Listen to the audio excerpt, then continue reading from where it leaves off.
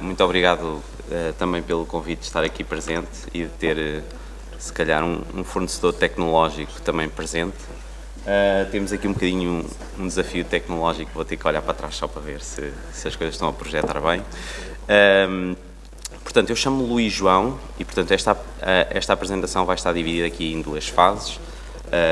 A primeira, vamos focar mais sobre como é que a Microsoft olha para estes temas de proteção de dados e em segundo lugar, depois passo a palavra ao Dr. João Gabriel para apresentar um bocadinho qual tem sido a experiência dele também a usar tecnologias como a Microsoft e como player mundial. Muitos dos nossos clientes têm exatamente este tipo de preocupações.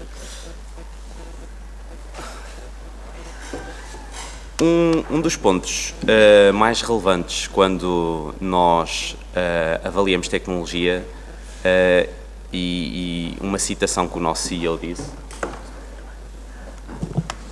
Conseguem-me ouvir melhor? Desculpem, eu aqui estava a ouvir bem, por isso.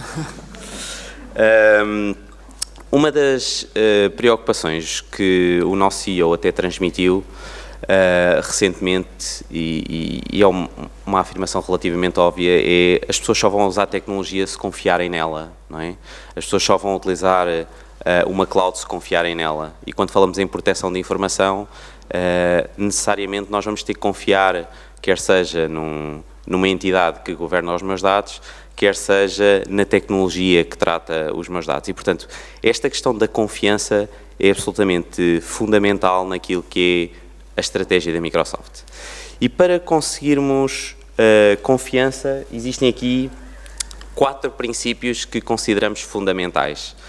O primeiro está relacionado naturalmente com segurança. O segundo tem a ver com privacidade dos dados do cliente e que os dados são sempre pertencentes ao próprio cliente. O terceiro princípio tem a ver com transparência, e transparência naquilo que são as nossas operações ou transparência naquilo que são os pedidos de litígio que chegam à Microsoft para acesso a dados de clientes, e já vamos falar mais um pouco sobre isso. E o quarto pilar e último pilar tem a ver com a conformidade e compliance, não só com a RGPD, mas uma empresa como a Microsoft, que opera à escala global, tem que cumprir com N regulamentações, quer sejam regulamentações locais, quer sejam regulamentações de indústria, mais na área da saúde, defesa, entre outros, está bem? E, portanto, em relação ao primeiro princípio, estamos a falar de segurança. Naturalmente, eu diria que a segurança é dos principais investimentos da Microsoft. Se de um momento para o outro nós temos uma grande crise do ponto de vista de segurança, todos sabem que nestes mundos mais tecnológicos é o fim, não é?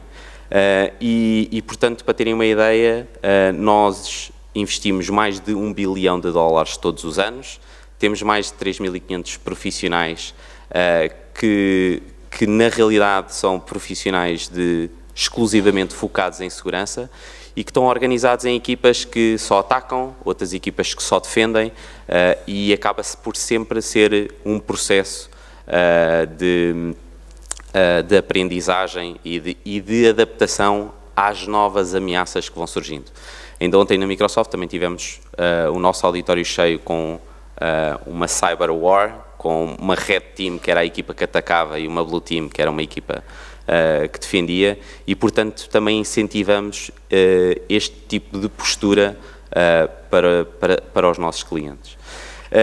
E depois, devido também à escala que a Microsoft também tem, acabamos por detectar bilhões de ameaças a todo o momento e, portanto, naturalmente também confiamos e criamos tecnologia com base em algoritmos de aprendizagem, machine learning, inteligência artificial, para detectar estas ameaças que, no fundo, são padrões que fogem à normalidade.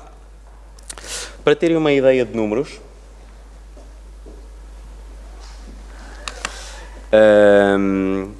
portanto, nós analisamos mais de 6,5 trilhões de sinais todos os dias, sinais de autenticação, sinais de alguém que abriu um documento que está a instalar um malware, Alguém que está a fazer login hoje aqui em Lisboa e passado 5 minutos está a fazer na China, nós queremos pegar nesses alertas e torná-los inteligência para poder reagir a essas situações. E, portanto, à nossa escala, e sendo nós, segundo um estudo aqui há uns meses feito, a segunda entidade mais atacada do mundo, não só nós utilizamos a nossa infraestrutura para nos proteger a nós, mas também acabamos por também proteger os clientes que acabam por tirar partido também da tecnologia. Depois, questão de segundo pilar que tem a ver com privacidade. Naturalmente, a privacidade é um dos aspectos fundamentais quando se fala de confiança. O RGPD foi um grande avanço numa perspectiva de proteção de informação pessoal e, portanto, isso é uma posição da Microsoft que, inclusivamente, trabalha com a União Europeia a evoluir todas estas regulamentações e, mais do que isso, aquilo que fizemos foi não só garantir que a nossa plataforma estava em conformidade com o RGPD, para outros clientes de outros países que até estão fora da União Europeia possam tirar partido daquilo que acreditamos que é uma vantagem do RGPD para os titulares dos dados. E algo que acreditamos é que os dados são sempre dos titulares, não são dados que passam a ser da Microsoft ou que possam ser utilizados, por exemplo, para advertising, ok? E, portanto, isso aí não acontece. Depois, outro ponto importante, temos passado por alguns litígios na Microsoft, litígios que provocaram algumas alterações do ponto de vista de lei até a nível internacional, no caso do acesso dos dados, nomeadamente um caso em específico que aconteceu aqui há uns anos, quando o governo norte-americano quis aceder a uma caixa de correio de um utilizador que estava na Europa e que nós lutámos até ao fim para garantir que isso não poderia ser possível e que as pessoas devem ter direito à sua informação e que sejam regidas pelo aquilo que é o direito local onde ela se encontra. Depois, naturalmente, toda a componente de desenvolvimento tecnológico é baseada num paradigma que nós chamamos Privacy by Design, portanto, sempre que nós disponibilizamos tecnologias, queremos garantir que as pessoas não tenham que configurar nada para expor alguma informação e queremos que seja ao contrário. O by default é proteger, se elas quiserem divulgar, podem alterar. Existem também um conjunto de princípios de privacidade que defendemos, nomeadamente o direito universal a informarmos os clientes sempre que temos um pedido do nosso governo e, portanto, aquilo que defendemos é sempre que as autoridades, do ponto de vista judicial, nos pedem informação, nós vamos sempre informar os clientes que isso aconteceu e caso judicialmente não sejamos autorizados a fazê-lo, e que já aconteceu noutras situações, nós vamos escalar esse tema e lutar para que os clientes sejam sempre informados e, portanto, sempre que uma autoridade em matéria judicial precisarem de aceder à informação, que possam ser remetidos diretamente para o cliente final e que não passem pela Microsoft. Naturalmente, o RGPD tem sido também uma jornada, no nosso caso, e, portanto, isto são alguns dos princípios que nós defendemos. Por vezes surgem notícias de não estamos em conformidade em alguns temas e pelo facto de ter o peso da Microsoft, até do ponto de vista mediático, tem sempre mais impacto. Mas a realidade é que, no fim do dia, e isto aconteceu recentemente até com o Ministério da Justiça holandês, que basicamente alegava que o Office poderia estar a partilhar informação sem o consentimento dos utilizadores.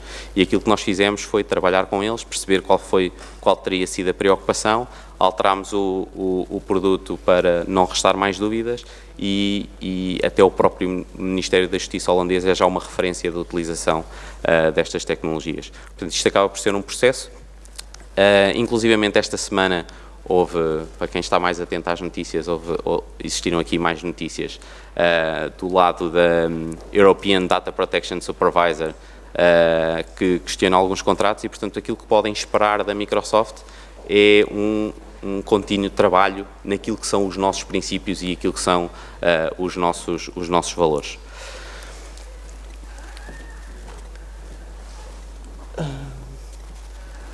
Do ponto de vista de transparência, algo que queremos deixar totalmente claro é: existe liberdade para os nossos clientes e os nossos parceiros poderem escolher onde é que podem alojar os seus dados. Nós publicamos num site público e damos visibilidade da informação que nós chamamos Law Enforcement Requests e, portanto, aqui neste slide nós vemos o número de Law Enforcement Requests que aconteceram em Portugal e qual foi a percentagem de disclosures que existiram e se existiu. Isto já agora é público, portanto, isto é um screenshot de um site e que podem aceder também publicamente. O quarto pilar e fundamental tem a ver com a questão de compliance e, portanto, na realidade, para terem uma ideia, aquilo que nós fazemos é temos uma matriz de controlos que utilizamos não só para nós, mas também damos visibilidade desses controlos de conformidade para os nossos clientes, para facilitar a conformidade com estes controlos. E já vamos ver a seguir também como é que a ferramenta acaba por funcionar. Mas o ponto principal que eu queria destacar é, para terem uma ideia, todos os dias existem alterações aos regulamentos em vigor. Okay?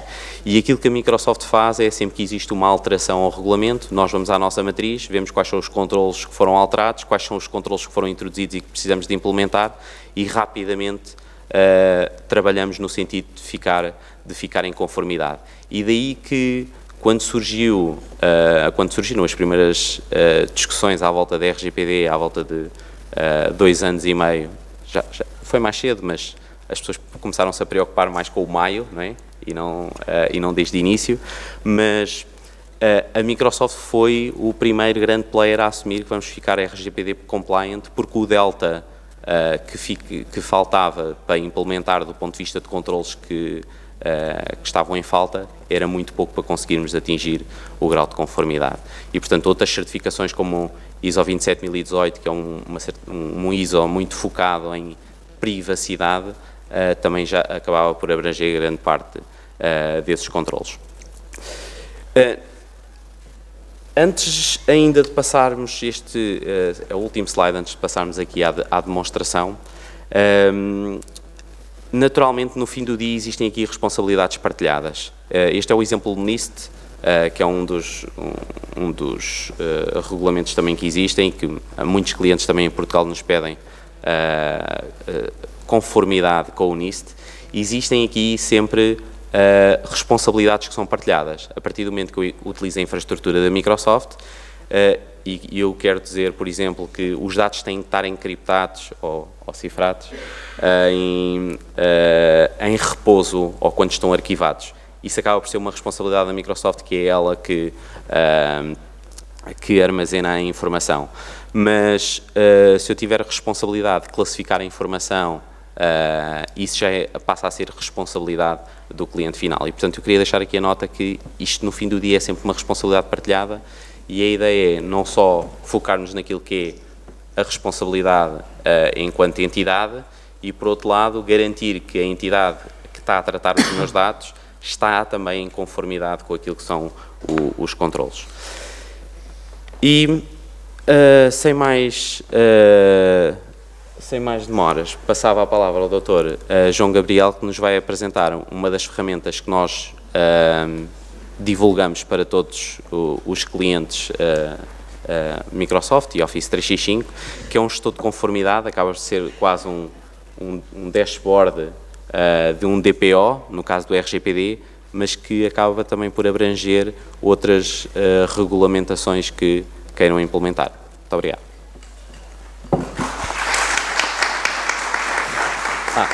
Outro ponto importante, tivemos aqui um problema técnico e, portanto, não vamos conseguir mostrar live, mas como o Dr. João Gabriel se precaveu em relação a alguns azares, portanto, vamos mostrar aqui alguns screenshots. Tá bem? Obrigado, Luís. Obrigado, Sr. Professor, e obrigado pela exposição, Sr. Professor António Barreto Xavier. Antes de mais, agradecer à Microsoft esta oportunidade de avaliar as características do software assim em público. É uma abertura que não é muito fácil e é corajosa. E o meu papel aqui não é mais do que, no papel do encarregado de proteção de dados, verificar se esta ferramenta pode ou não ser útil, quais são as vantagens e quais são as limitações. Partindo do pressuposto que, no artigo 11º da Lei 58 de 2019, cabe ao encarregado de proteção de dados não só assegurar a realização de auditorias, como também assegurar a relação com os titulares de dados. Acho que hoje iremos ter tempo depois para verificar se estas duas responsabilidades entram ou não em confronto com o RGPD. De qualquer forma, a verdade é que estão na nossa Lei de Execução Nacional e precisamos ter instrumentos para responder a estas necessidades. E dividi a apresentação rapidamente em 3 vertentes. A vertente das medidas técnicas e organizativas, de resposta aos pedidos do titular dos dados e de responsabilidade, auditoria. Entrando no sistema que a Microsoft oferece, neste momento está disponível para os utilizadores do Office 365. O administrador, quando abre a sua página inicial, aparece-lhe uma série de possibilidades e a que nós vamos selecionar é aqui a possibilidade de verificarmos a conformidade. Isto é a página do administrador e é aqui o primeiro shortcoming, que é necessário definir, o administrador precisa de definir o papel dos outros utilizadores. Neste caso, o DPO precisa de pedir ao administrador do sistema, que gera a licença Microsoft, um acesso específico para visualização, que é possível, mas é um passo que tem de ser tomado e tem de definir o que é que o DPO pode ou não ver. Entrando nesta base de conformidade e segurança do Office 365, temos várias hipóteses, é um painel extenso, vamos só focar-nos naquilo que nos propusemos e vamos começar com o primeiro instrumento que de facto facilita o dia-a-dia. Aqui o gestor de conformidade e segurança do Office 365 permite alocar etiquetas de prazo de retenção, automatizando o processo de apagamento quando passa ao prazo de retenção. Facilita bastante o exercício no dia-a-dia, tem o shortcoming de alguém ter de definir qual é que é o prazo de retenção e aplicar ao documento. Esse continua a ser um trabalho do responsável do tratamento, contudo, é uma tarefa que fica assim automatizada. E sendo possível criar classificações de documentação, basta só escolher que tipo de documento é, que a regra aplica-se automaticamente. Finalmente não, no segundo ponto, temos a classificação de documentação, da mesma forma que é possível verificar o prazo de retenção, também é possível verificar o nível de confidencialidade do documento, o que é importante quando se tem em vigor uma política de segurança de informação. E é possível verificar, estudar e criar os níveis próprios de confidencialidade. Aqui tenho os níveis da 27001, vai do nível de confidencial ao nível público. É possível criar encriptação automatizada dos dados que têm um determinado nível de classificação de informação e é possível etiquetar automaticamente determinados conteúdos, pesquisando, por exemplo, a palavra informações da nossa indústria. Se fizermos isso como um tag, quando o sistema ler informações da nossa indústria, classifica o documento com o nível de classificação que nós daremos, em princípio será confidencial. Da mesma forma que é uma boa automatização de sistemas, também tem o mesmo shortcoming do anterior. É preciso que alguém defina quais é que são os níveis e o que é que se deve aplicar a cada um dos documentos. Outra possibilidade, eu sei que está um bocadinho desfocado, mas tentarei explicar. Depois disponibilizamos a apresentação. Outra possibilidade é uma possibilidade de resposta aos pedidos dos titulares dos dados. Ou seja, é possível abrir um ticket através do sistema quando um dos titulares dos dados faz um pedido. Para além disso, é possível fazer uma pesquisa automática por aquele titular dos dados em todos os documentos que estão carregados no Office 365. Aqui temos uma automatização que pode ser muito útil, contudo tem uma limitação, é que só vai procurar nos ficheiros e nos documentos, nos processos que nós temos em Office 365. Tudo o que está fora do ambiente Microsoft sai fora deste pedido e não é possível carregar a menos que repliquemos a informação para dentro dos sistemas da Microsoft. Contudo, novamente, é uma ferramenta bastante útil que permite acelerar o cumprimento dos pedidos. E, finalmente, relembrar que em qualquer relação com um service provider, com uma software house, com a Microsoft, estamos a falar normalmente de uma relação responsável de tratamento subcontratante. É preciso garantir as medidas técnicas e organizativas. Apesar de, numa relação deste tipo, e normalmente nas PMEs, estarmos perante cláusulas contratuais gerais, ou seja, quem aceita, o cliente final não tem muita margem de manobra, na verdade a Microsoft tenta dar alguns instrumentos para garantir o compliance das medidas técnicas e organizativas dos subcontratantes, através do elenco e das análises que eles próprios fazem aos seus sistemas e aos seus instrumentos. Novamente, são apenas análises feitas pelo próprio prestador de serviços, portanto nada biased, estou a brincar, mas que permitem carregar para os nossos registros de atividades de tratamento as características dos sistemas que estamos a utilizar. É um bom ponto de partida, é um bom ponto de trabalho para começarmos a encher o nosso registro de atividades de tratamento e acredito mesmo que facilite a atividade de uma pequena ou média empresa que tenha todo o seu repositório de informação dentro dos sistemas Microsoft. Espero que tenha sido útil e espero que não fiques muito zangado, Luís. Tem alguma coisa? Acabaram?